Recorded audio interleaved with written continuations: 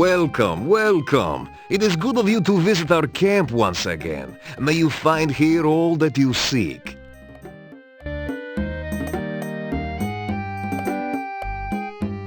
To greet Gypsy Davy. Come now, what can I do for you? What is it you seek here? You tell about your adventures in Spielberg. So, you turned Baba Yaga into a frog? How funny!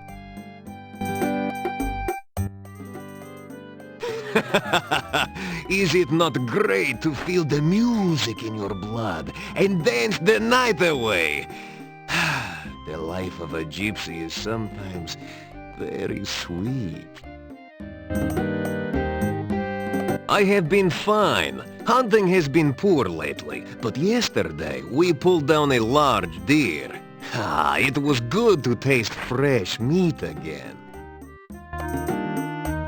Bah! Legends and tales to scare children with. You will not see me flinching if you cross my palm with silver.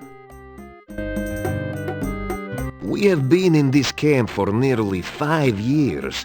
This is very hard on wanderers like us. If you wish to know about her, why don't you visit her yourself? She will be happy to speak with you. She was most impressed.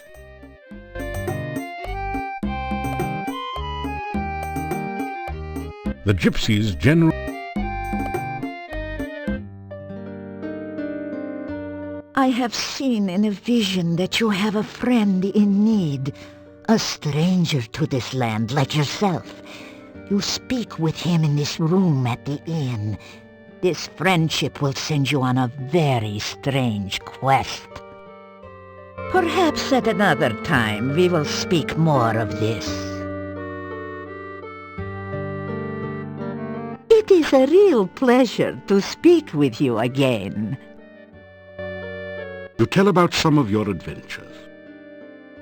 You tell strange stories, but I can sense that you speak true. You have lived the most exciting life. I do not think this valley will be the same when you leave. I am well and happy to see you again, my friend. I have run in this forest for many years, and I know my way around. The forest is a very different place at night. It is a very dangerous place to travel if you are not a wolf. The one who danced with you upon your last visit? The one who is lovely, lively, and, more than a handful? She is my mate, and we wolves mate for life. Last night we were hunting far to the south. I heard a voice call out a command. Bushes here, disappear! The voice had the fur on the nape of my neck up on end, so I did not investigate further. Hunting in Mordavia is always an interesting experience. I have always had dreams and visions. Some of these are true events. Some are only what could be true.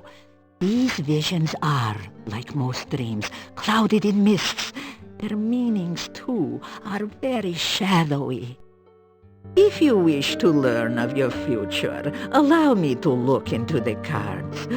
You have only to give me a crown, and I will give you a reading, huh?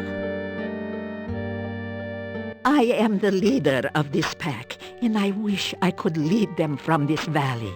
I have had troubled dreams of late, and the game is getting scarce in this area.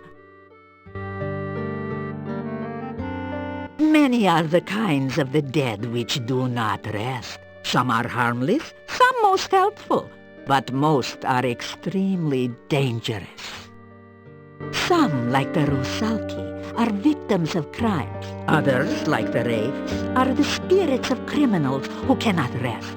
But most powerful and fearsome of all are the Nosferatu, the vampires.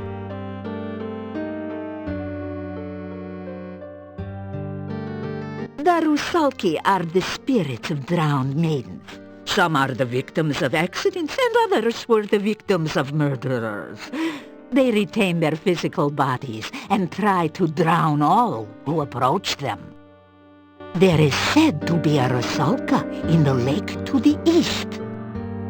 I have heard tales that a Rusalka may be tamed through kindness, but I have never heard of anyone actually trying such a thing. Oh no. A wraith is a spirit who cannot rest because of greed. A refuge. If you travel by night, you sometimes can see a mound of rocks where no rocks were by daylight. This is the burial mound of a wraith. Avoid it, for the wraith will try to draw their life from you if you get too close. The Nosferatu, the undead which feed upon the blood of living things. If a man is drained unto death by a vampire, he will rise from his grave as a revenant, hungering for the taste of human flesh. If a vampire shares its own blood with its victim, the victim will rise from the grave as a slave of its vampire creator. It too will be a vampire, but it must obey the commands of its master and cannot harm its master directly. Sometimes the sharer of vampire blood is not drained entirely by the master vampire. Thus, he can continue to live until struck down by a natural death.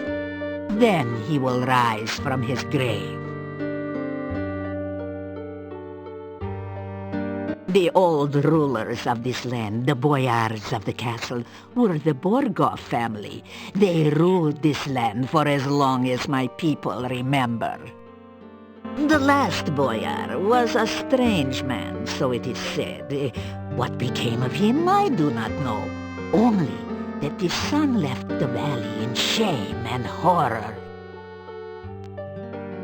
When we heard rumors that Borgov Castle was again inhabited, we brought our wagons to Mordavia.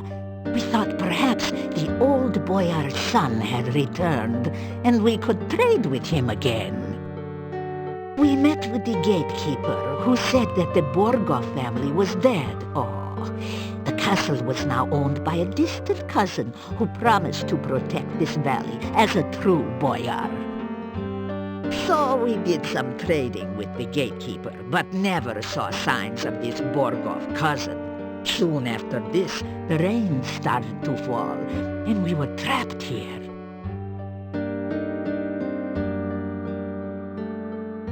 The cards have again been shuffled and cut, so reveal now the subject of this reading.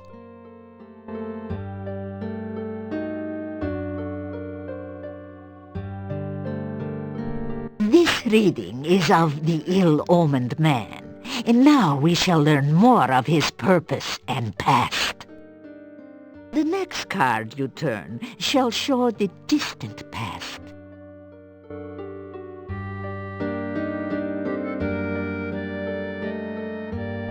The Queen of Swords. Interesting. Sometime in the past, this man has met the mystery lady of your present. He may have been betrayed by her, or perhaps he is the betrayer of the lady. The next card shall reveal her influence.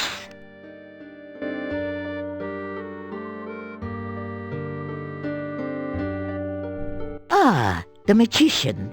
The woman of mystery has magic also. One is the teacher of the other. The order of the cards suggests it is the woman who was the master, and the man her apprentice. The events you face now, obviously, began in the dark past. Let us learn now of the more recent ones.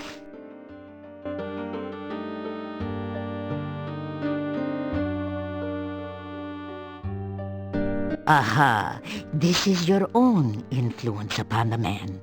It seems you were as important to his history as he was to your own. Now, let us see the manner in which you affected him.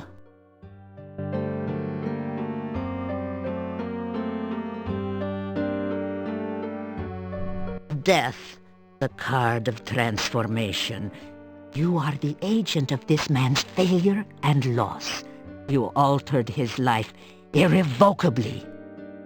Even if you destroyed him, my dear, he still influences the present. That the cards chose to reveal information about him shows that he is again a player in the game of your life. What next can we learn of this one, huh?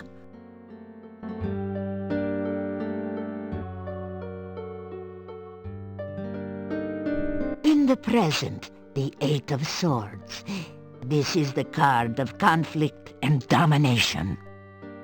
The last card which crossed this man was also a symbol of bondage. He is somehow a prisoner or an unwilling accomplice of another. Let us see if the cards will explain further this relationship.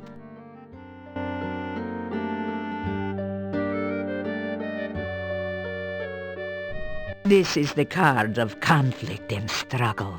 This man does not take his bondage lightly. Now let's see what the cards show of his hopes and desires.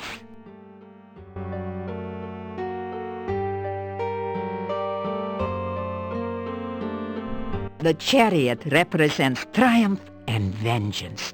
There is a strong need to gain control of the situation, of his life. He may seek escape, but escape is clearly not enough. Let us see in what way he may triumph.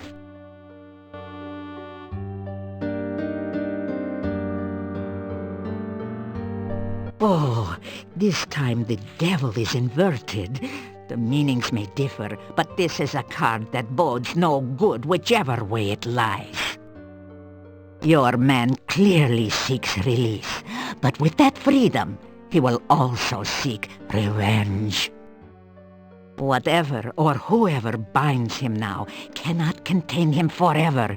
He will seek his revenge, and you will need to be wary. You will face him again in a struggle to the death. Now let us reveal the card that rules over the past and the present. Oh, the dark card of the void. The influence of the Dark One overshadows all. No more shall be revealed, nor shall things be spoken at this time. The cards have spoken. The reading is done. The cards have spoken, and that is all I will say about them now. If you wish to learn more, come another time. You say goodbye. May the wind be in your face and the hunting good.